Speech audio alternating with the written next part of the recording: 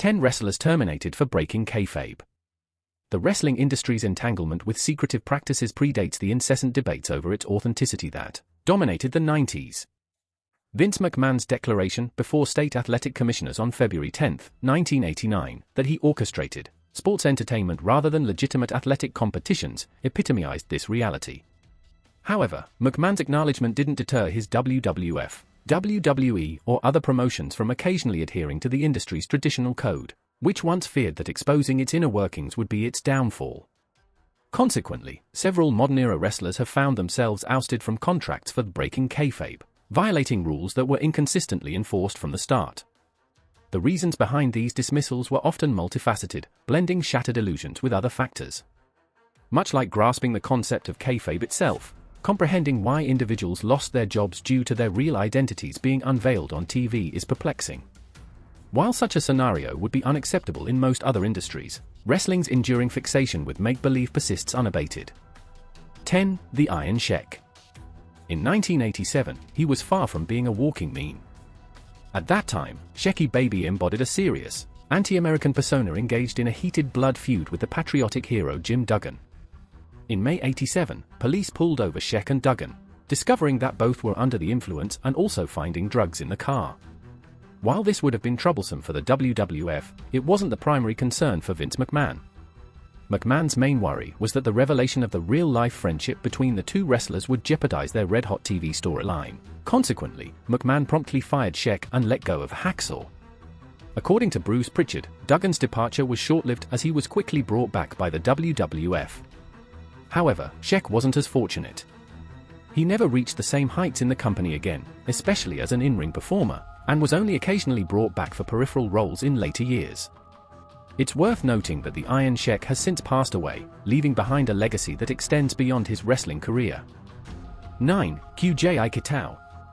After teaming up with Tenryu to defeat Demolition at WrestleMania 7 in 1991, QJ Kitao returned to Japan for a match against another WWF star, Earthquake. However, during the bout, Kitao notably resisted Earthquake's attempts to cooperate, resulting in a barrage of verbal abuse from the irritated American wrestler. In a surprising turn of events, Kitao decided to kick the referee, intentionally disqualifying himself. Following the match, he seized a microphone and informed the bewildered live audience that professional wrestling was scripted. He even went as far as to claim that if it were real, he could easily defeat someone like Earthquake. Shortly after this incident, the super world of sports promotion terminated Kitao's contract. Interestingly, the booker of SMS, the Great Kabuki, also faced consequences for allegedly instructing Kitao to engage in legitimate combat during the match. Essentially, Kitao's collaboration with Kabuki to expose the scripted nature of wrestling violated the industry's strict code against breaking kayfabe, leading to their dismissals. 8. Red Bastion and Johnny Valentine. It's important to approach any old Mike Graham shoot with a degree of skepticism. Graham had a knack for embellishment, often aiming for dramatic effect or to provoke a reaction, as evidenced by his interview with Kayfabe commentaries. This tendency isn't unique to Graham. Many former wrestlers, particularly those steeped in traditional wrestling culture, employ similar tactics. In his interview with Sean Oliver, Graham recounted a story where his father, Eddie, learned that Red Bastion and Johnny Valentine were socializing at Bastion's house in the early 1970s. This revelation didn't sit well with Eddie, as Bastion and Valentine were key figures in his Florida-based wrestling promotion, portrayed as bitter rivals who drew crowds to their matches. Incensed by their perceived betrayal, Eddie phoned Bastion's house and promptly terminated both wrestlers. Despite being scheduled to compete that evening, their match never materialized. Graham's father fired them on the spot for breaking kayfabe, believing their public camaraderie would undermine the carefully crafted illusion of their on-screen animosity. 7. Robbie McCallister. If a WWE contracted star were spotted at AEW Arena enjoying some AEW action today, the internet would undoubtedly be buzzing with speculation.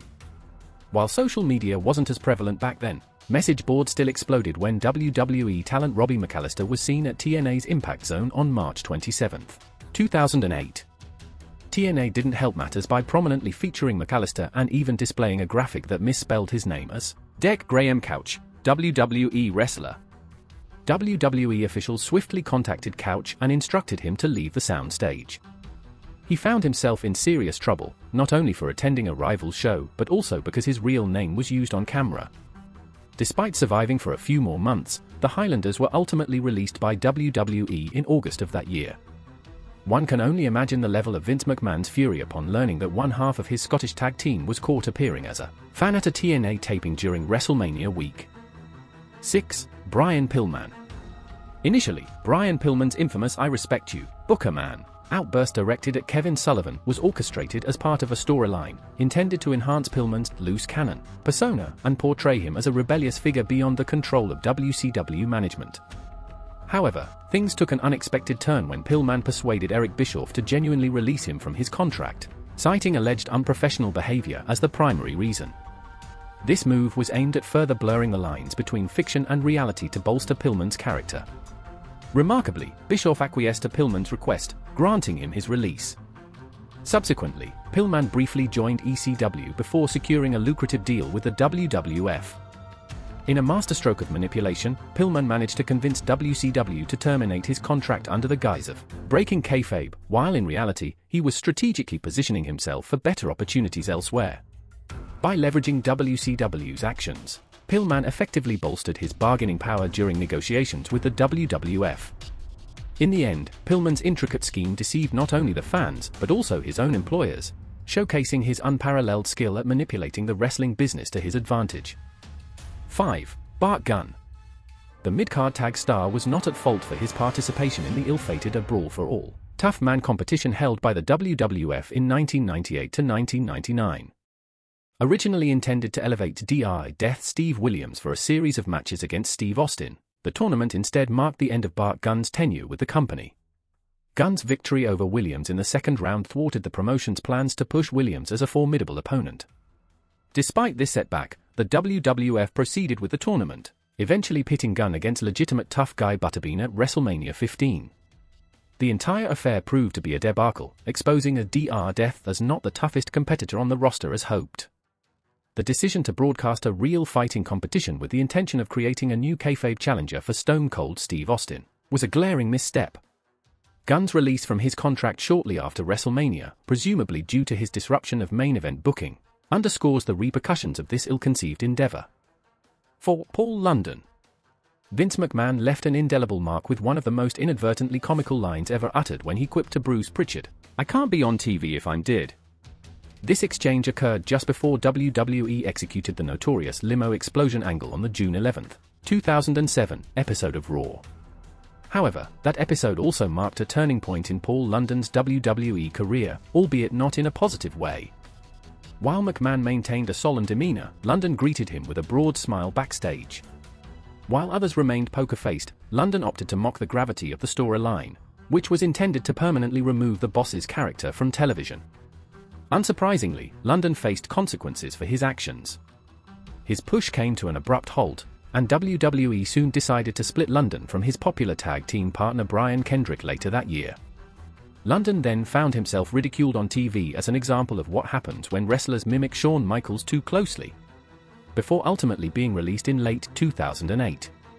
It took some time, but WWE eventually reached the conclusion they desired regarding London's tenure with the company. 3. Matt Hardy. In 2005, Matt Hardy faced a turbulent period in his career.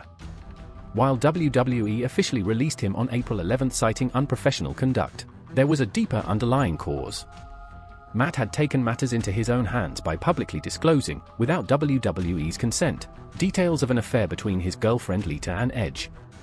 The wrestling community, including forums, magazines, and various news outlets, eagerly covered the story, capitalizing on the real-life drama. Initially, WWE attempted to distance themselves from the controversy. However, they soon recognized the potential to turn Hardy's personal turmoil into a lucrative storyline. What's often overlooked is WWE's initial desire for Matt to quietly fade away in 2005. Yet, Matt's refusal to comply, coupled with his indifference to the consequences of airing his heartbreak publicly, led to his release from the company. Despite this, WWE eventually realized the financial potential amid the kayfabe-breaking scandal and swiftly capitalized on the opportunity. 2. Paul Orndorf.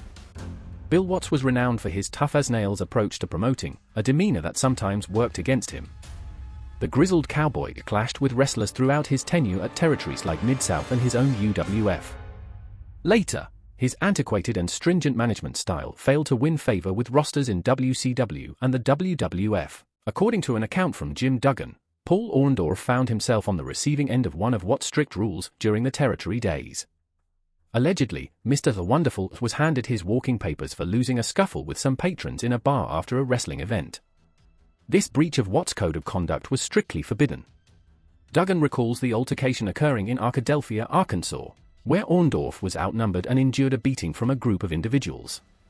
This incident did not sit well with Bill Watts, who viewed it as a blow to the wrestler's credibility, leading to Orndorf's immediate dismissal. 1. Serena Deeb. On August 20, 2010, Serena Deeb received the news that her WWE contract would be terminated immediately. When she sought clarification, company officials cited her failure to maintain her on-screen persona in public as the reason. Specifically, she had been observed drinking in bars with her colleagues. Why was this seemingly innocuous behavior deemed problematic? Well, it shouldn't have been, but Deeb was a member of CM Punk's Straight Edge Society faction. As that savior, Punk espoused the mission of rescuing lost souls like Luke Gallows, Joey Mercury, and Serena from serious addictions. WWE was displeased that Deeb wasn't adhering to her character's principles while on the road. Consider the irony, she was dismissed for not behaving like her fictional persona in real life.